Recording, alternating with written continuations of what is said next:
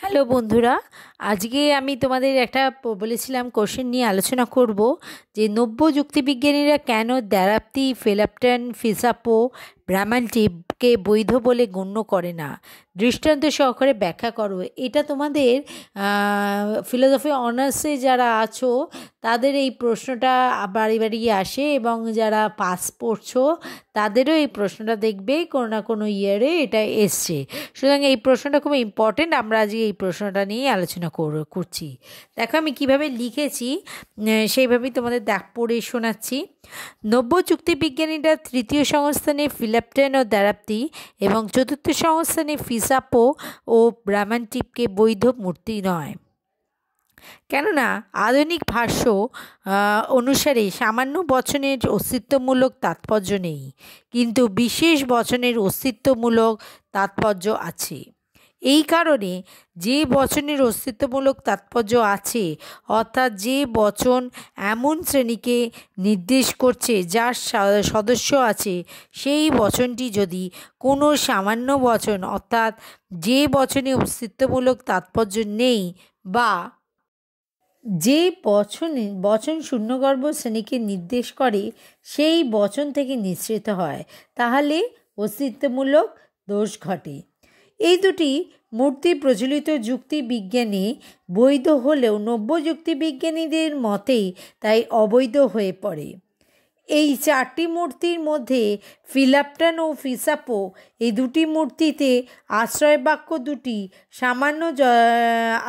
দুটি সামান্য যথাক্রমে ই এবং এ, কিন্তু সিদ্ধান্ত ও বচন, এবং দ্ব্যরাপ্তি ও ব্রাহ্মণটিপ এই দুটি মূর্তিতে আশ্রয়বাক্য দুটি সামান্য সদর্থক বচন, অর্থাৎ এ বচন, এবং সিদ্ধান্ত আই বচন হয়। দেখো দ্ব্যরাপ্তি লিখবে DARAPTI, মানে AAI মূর্তি, আর সংস্থান হচ্ছে তৃতীয় সংস্থান, মানে -3 লিখবে। তারপর লিখবে সকল এম হয় PA, সকল এম হয় SA, আর কোনো কোনো সুতরাং দেবে, এখানে সুতরাং চিহ্নটা দেওয়া নেই, সুতরাং কোনো কোনো S হয় PI। আচ্ছা, তোমরা জানো তৃতীয় সংস্থানের হেতুপদ দুটো আশ্রয় বাক্যেরই উদ্দেশ্যে বসে, দেখে নিয়েছ, সেইভাবেই বসানো হয়েছে। তারপরে বুলীয় সমীকরণ A = 0, মানে MP⁻ = 0, তারপরে A = 0, মানে MS⁻ = 0। আচ্ছা, সুতরাং therefore দিয়ে লিখবে I not = 0, SP not = 0। আচ্ছা, তারপরে তিনটি বৃত্ত অঙ্কন করে নেবে, SPM পরস্পর বিচ্ছেদী তিনটি বৃত্ত অঙ্কন করে নিয়ে MP⁻ জায়গায় তোমরা ছায়াবৃত্ত করবে, আর MS⁻ জায়গায় তোমরা ছায়াবৃত্ত করবে। এবার দেখো সিদ্ধান্ত SP not = 0, মানে SPর জায়গায় তোমাদের কি বসাতে হতো, X বসাতে হতো। SPM বা SPM⁻ এই জায়গার মধ্যে একটা X বসানো থাকতো, কিন্তু এই কোনো জায়গাতেই X বসানো নেই, সেই জন্যই যে এটা অবৈধ লিখে দেবে। AAI 3 এটা হচ্ছে অবৈধ। তারপরে দেখো ফিলাপটন লিখবে FELAPTON, ফিলাপটন। EAO, মানে এটা 3 মানে তৃতীয় সংস্থানের এটা মূর্তি। তারপরে লিখবে কোনো এম নয় PE, সকল এম হয় S, এটাও A, আর সুতরাং কোনো S নয় P, মানে এটা O। তারপর বুলীয় সমীকরণ লিখবে E = 0, MP = 0, A = 0, MS⁻ = 0, therefore O not = 0, মানে SP⁻ not = 0। আচ্ছা, তারপরে তিনটি বৃত্ত পরস্পর SPM, তিনটি পরস্পর বৃত্ত অঙ্কন করে নেবে, নিয়ে MP জায়গায় তোমরা ছায়াবৃত্ত করছো। আচ্ছা, তারপরে MS⁻ জায়গাতেও তোমরা ছায়াবৃত্ত করছো, করেই দেখো ও নট = মানে SP⁻ নট = 0, মানে এখানটা X বস্তু, SP⁻ বা SP⁻M এই জায়গাটায় মানে এস পি বার এম আর এস পি বার এম বারের জায়গায় যেখানে একটা জায়গায় এক্স থাকতো, কিন্তু কোনো জায়গায় এক্স নেই, মানে আমাদের সিদ্ধান্তটা নতুন করে অঙ্কন করতে হচ্ছে, সুতরাং এটা অবৈধ, মানে EAO3 হচ্ছে অবৈধ।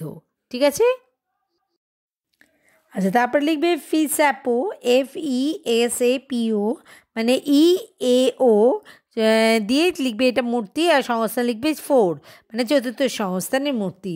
তারপর লিখবে কোনো পি নয় এম, মানে তারপর সকল এম হয় এস, মানে সুতরাং কোনো এস হয় PO। তারপর বুলিয়ে সমীকরণ লিখবে, লিখবে E=0, PM=0, A=0, M(x)(0), therefore O not=0, মানে SP বার not=0। তারপরে SPM তিনটি পরস্পর বিচ্ছেদী বৃত্ত আঁকবে, একে PM জায়গায় তোমরা ছায়াবৃত্ত করছো, MS বারের জায়গায় তোমরা ছায়াবৃত্ত করছো, করে দেখো SP বার এম বা আর SP বার এম বার কোনো জায়গাতেই এক্স বসানো নেই, সুতরাং এটা অবৈধ মূর্তি, মানে EAO4 অবৈধ করছো। তারপর লিখবে ব্রাহ্মণ টিপ, BRAMANTIP, মানে AI4। তারপর লিখবে সকল P হয় MA, সকল M হয় SA, সুতরাং কোনো S হয় PI। বুলিয়ে সমীকরণ লিখবে A=0, PM bar=0, A=0, MS bar=0, therefore I not=0, SP not=0। তারপর PM বারের জায়গায় তোমরা ছায়াবৃত্ত করছো, তারপরে MS বারের জায়গায় তোমরা ছায়াবৃত্ত করছো, কিন্তু আছে SP not=0 সিদ্ধান্তে, তার মানে SPM বা SPM বার